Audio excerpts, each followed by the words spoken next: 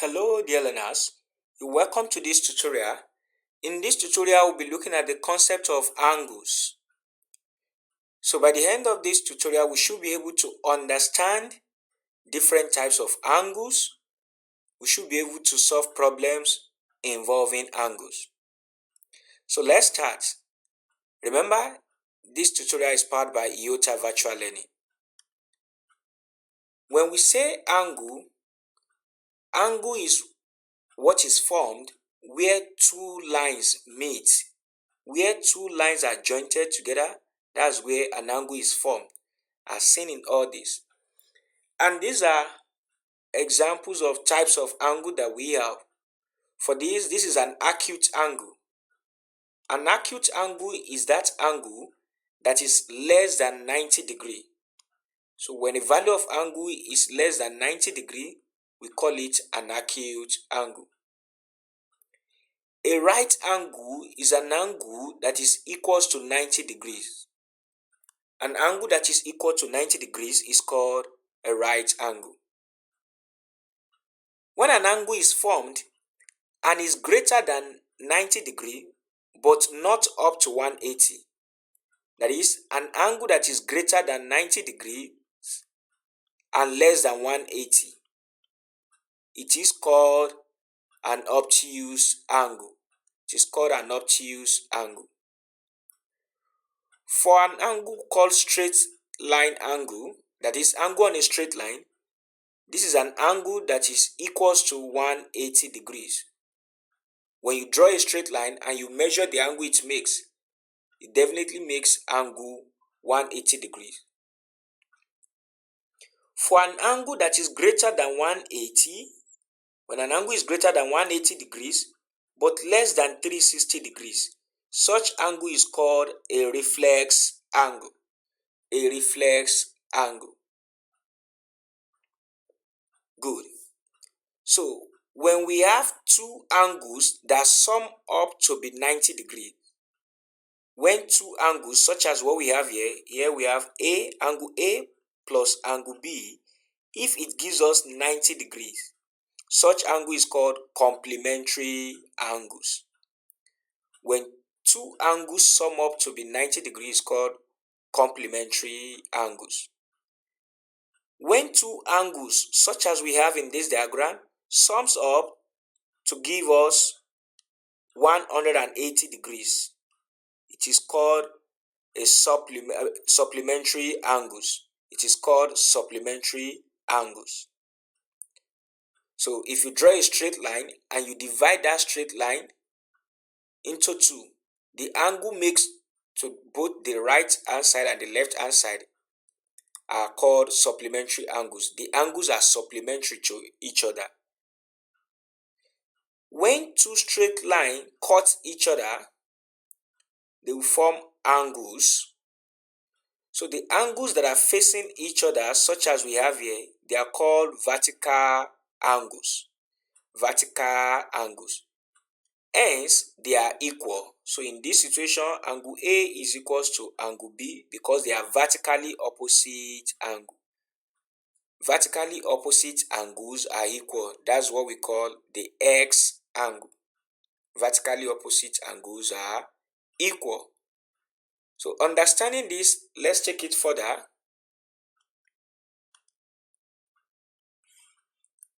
When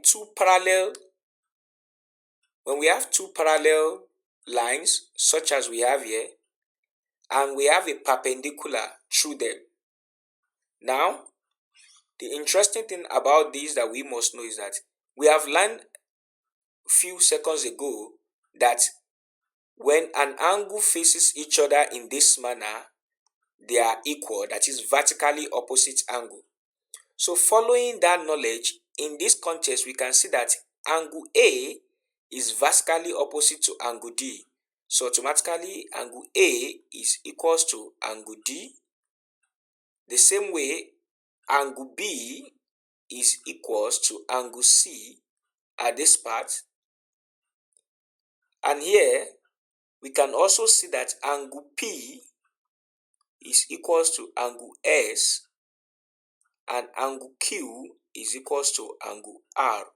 All this is as a result of the fact that vertically opposite angles are equal.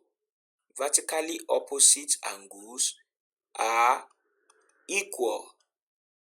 Vertically opposite angles are equal. Now that we know that, there is also what we call corresponding angle. That's a situation of what we have something here. The angle makes here correspond with this. The same way these angles here correspond with this. So from this knowledge, we can agree that the angle B is equal to angle Q because they are corresponding. The same way angle D is equal to angle S because they are corresponding. So for the corresponding angle, we call it F angle. That is, if we have two parallel lines in this way, intersected this way, whatever this angle is would be the same thing as this. Whatever this angle is would be the same thing as this, since this and these are parallel. So that's what we call the corresponding angle. So which we can also agree that the angle A corresponds to angle P. So A equals P, and angle C corresponds to angle R. These are called corresponding angles. Corresponding angles. Corresponding angles, they are equal. So when we say F angle, that's corresponding angle. Also, in this situation, angles such as this angle C, the angle C can also be said to be equal to angle Q. Angle C can also be said to be equal to angle Q. What are we saying? If you have two parallel lines and they form something like this and this, they are parallel to each other. Angle at this corner will be equal to this angle at this corner. We call them alternate angles. We call this alternate angles. So this angle C is equal to angle Q as a result of what we call alternate angles. Alternate angle C is equal to angle Q in this diagram. The same way angle D will be equal to angle P. Angle D will be equal to angle P, called alternate angle. We call that one Z angle. Alternate angles. So alternate angles are equal.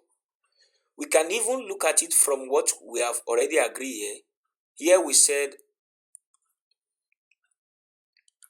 C is equals to Q. That's what we said here. C is equals to Q and D is equals to P. Alternate angles. So let's confirm this. B is equals to C, right? B is also equals to Q. So invariably, C is equals to Q, which is correct. So alternate angles are equal. Also, the sum of angles in a triangle. Sum of angles in a triangle will give us 180. Sum of angles, we denote this as angles that's in a triangle, equals 180 degrees. Which means the total sum of this angle, that is angle A plus angle B plus angle C in a triangle such as this, will give us 180 degrees. Interesting. In a situation where we have an isosceles triangle, remember, for an isosceles triangle, 2 out of the 3 angles are equal. 2 out of the 3 angles are equal. So this side show that this is equals to this, which means the angle they both make with the base are equal, meaning the base of an isosceles triangle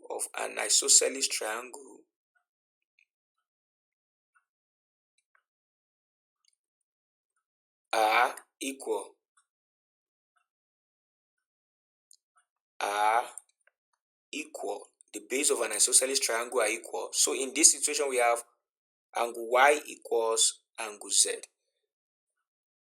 Also, let's not forget that angle at a point is 360. For example, we have this. If this sweeps out this area and it turns this way and goes back to this point, that's angle at a point. Angle at a point is equals to 360. That is, if we have something of this nature, if we have this, the total sum of all the angle makes here must give us 360. That's angle at a point. So understanding the concept of angles now and the rules governing it, let's look at some problems together.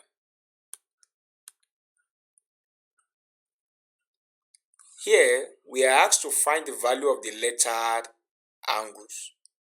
To find the value of the lettered angles, using now our previous knowledge that what we've learned in the past. So here now, remember this is a straight line. This is a straight line. So we will first need to get this so that we can get the value of x. We need to get this. So that means here we may take, okay, let's say this place, let this be A. So remember, angle on a straight line is 180.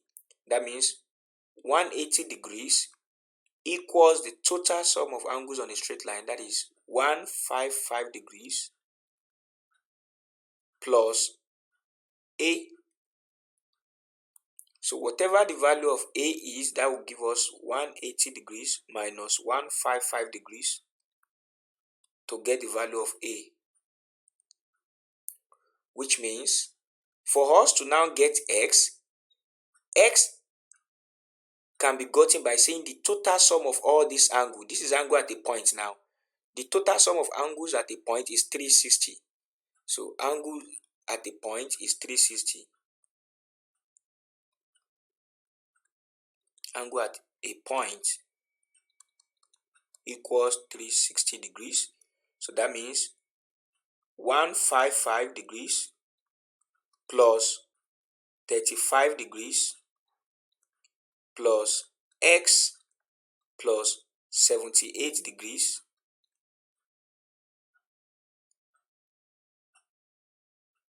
equals plus A equals 360 degrees. So from there, we already know A from here that A is going to be 25. So we can substitute it 25 plus 78 plus x, since our A will be 25 degrees, plus 35 degrees plus 155 degrees equals to 360 degrees. So from here, we can find the value of x, right? However, considering this, since this upper part is 180 and the lower part is also 180, so we can as well say this 35 plus x plus 78 should give us 180. That means 35 degrees plus x plus 78 degrees equals to 180. That is also as a result of angle on a straight line. That's angle on a straight line. So using that method now, we can say our answer will now be subtracting this 35 and 78 from 180. So our x will be equals to 67 degrees. So either using this method, that is angle on a straight line, or angle at a point, for this kind of problem, you are still going to get the same value. Interesting. So let's look at the second part. Here, we are asked to determine the value of angle A and B. Looking at this, angle A corresponds with this angle 35. Corresponding angles are equal. Remember, we've learned that few minutes ago. Corresponding angles are equal. So we can say A equals 135 degrees. That's because they are corresponding angles. Corresponding angles. Let's not forget, corresponding angles are equal.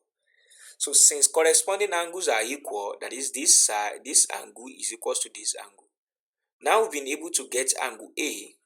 Recall that angle A plus angle B will give us 180 degrees, which is angles on a straight line. Angles on a straight line, the total sum of all the angles on a straight line. So which means 135 degrees plus B equals 180 degrees. So our B will be, when you subtract this one from this, so our B will be 45 degrees. B is 45 degrees in this situation. Isn't that interesting? Yeah, great, fantastic. So here we are asked to find the value of y. So for us to be able to get the value of y here seems to be a reflex angle, the one outside. That's what we are asked to calculate. So to be able to do that, we probably need some angles, which are, we will need this angle and we will need this angle, as well as this angle, so that we can understand this. So to do that, to make it easy, I will label this angle A, this one angle B, and this one angle C, so that we can easily denote it. So from what we have here, angle A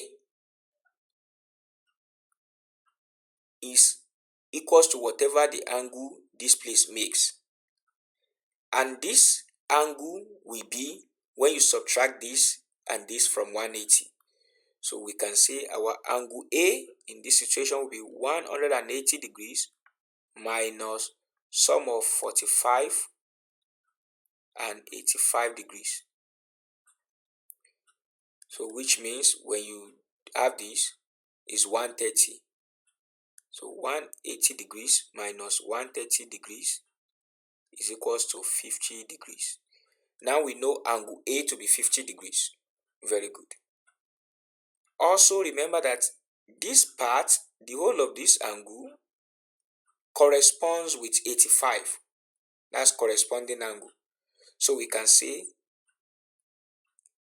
B plus 35 degrees equals 85 degrees. That's corresponding angles. Corresponding angles. Corresponding angles. So automatically angle B is going to be equals to, subtract 35 from 85. Angle B is going to be 50 degrees. Corresponding angle here we are saying this is going to be 34. B plus 34, not 35. B plus 34. So when you subtract 34 from what we have here, you are going to get 51. 34 being subtracted from 85, yes, you are going to get 51 degrees. 51 degrees. Now you know angle B and angle A. So we can conclude here that angle C, from sum of angle in a triangle, will give us the value of C. And once we are able to get the value of angle C, we can easily get angle Y. Since C plus Y will give us 360 degrees. That's angle at a point. Angle at a point, 360. So for us to get angle C, it means we are going to subtract the sum of A and B from 180, which means our C will be 180 degrees minus sum of A and B, which is 50 degrees plus 51 degrees that's our C, plus y equals 360 degrees. So if we do that, this is 101, subtract it from 180, that means we are going to get 79 degrees plus y equals 360 degrees.